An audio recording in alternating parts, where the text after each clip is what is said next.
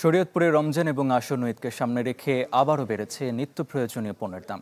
কয়েকদিনের ব্যবধানে দাম বৃদ্ধি পেয়েছে খাসির মাংস, মুরগি, পোলার চাল এবং মাছের।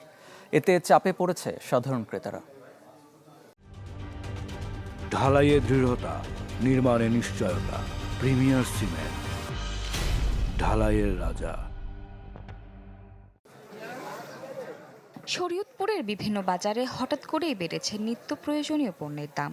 সবচেয়ে বেশি প্রভাব পড়েছে মাছ, মাংস ও চালের বাজারে। রমজানের শুরুতে এই পণ্যের সরবরাহ ছিল স্বাভাবিক, কিন্তু হঠাৎই বাড়তে শুরু করে দাম। শুরু হয় কৃত্রিম সংকট, তাতেই অস্থির আমিষের বাজার।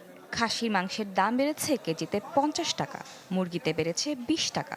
ডিলার যারা বড় বড় ডিলার তারা বলতে মালের সংকট, মাল যদি চাই 100, মাল দেয় হলো 50 টাকা, সংকট দেখা যায়। তারা খাসির বাজার হলো 1250 টাকা কেজি, বেশি 50 টাকা বাড়ছে।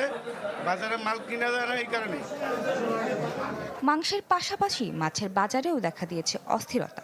ছোট ইলিশ 1800 আর বড় ইলিশ বিক্রি হচ্ছে 3000 টাকা কেজিতে। বিভিন্ন প্রজাতির মাছের দাম মানভেদে বেড়েছে 50 থেকে 200 টাকা।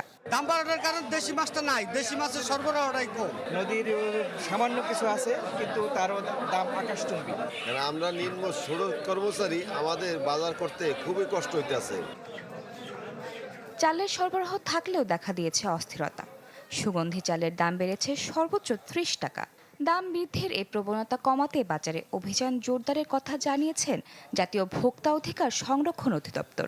ব্রয়লার মুরগি, সোনালী মুরগি এগুলোর দাম যারা বাড়াচ্ছে, আমরা স্পটে আমাদের বিশেষ মনিটরিংয়ে আমরা আমাদের বিরুদ্ধে যথাযথ ব্যবস্থা নিব। এছাড়া আমাদের কিন্তু লিখিত কমপ্লেন করারও ব্যবস্থা আছে।